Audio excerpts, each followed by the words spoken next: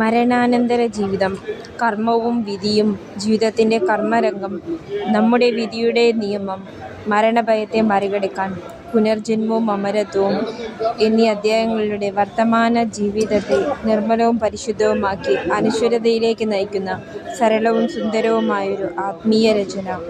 സ്വാമി വിവേകാനന്ദൻ്റെ ശിഷ്യപരമ്പരയിൽപ്പെട്ടതും നിരവധി ആധ്യാത്മിക ഗ്രന്ഥങ്ങളുടെ കർത്താവുമായ സ്വാമി പരമാനന്ദയുടെ റീഇൻകാർനേഷൻ ആൻഡ് ഇമ്മോർട്ടാലിറ്റി എന്ന കൃതിയുടെ പരിഭാഷ സിസിലി ജോയ്സി.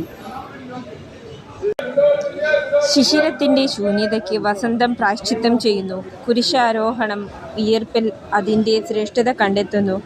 ഒരു സമയം നമ്മുടെ ജീവിതത്തിൽ ദുരന്തമെന്ന് തോന്നുന്നവയുടെ പ്രതിരൂപം അതേ ജീവിതത്തിലെ മറ്റൊരവസ്ഥയിലുണ്ടായിരിക്കും.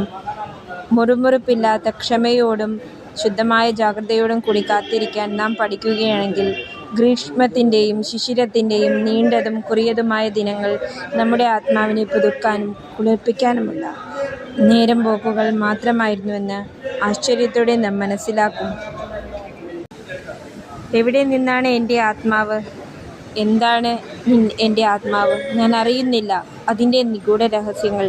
പക്ഷേ ഞാൻ അറിയുന്നു അത് എൻ്റെ ആത്മാവിലുണ്ടെന്ന്. എൻ്റെ സ്വപ്നത്തിൽ ഞാനതറിയുന്നു, എൻ്റെ നിദ്രയിൽ ഞാനതറിയുന്നു, എൻ്റെ ഉണർവിൽ ഞാനതറിയുന്നു. അങ്ങാണ് എൻ്റെ ജീവൻ, ഇന്നും നാളെയും കൽപ്പാന്ത കാലത്തോളം അനന്തമായും. ഗ്രന്ഥകർത്താവിൻ്റെ ആത്മാവിൻ്റെ രഹസ്യവാതിൽ എന്ന കൃതിയിൽ നിന്നും.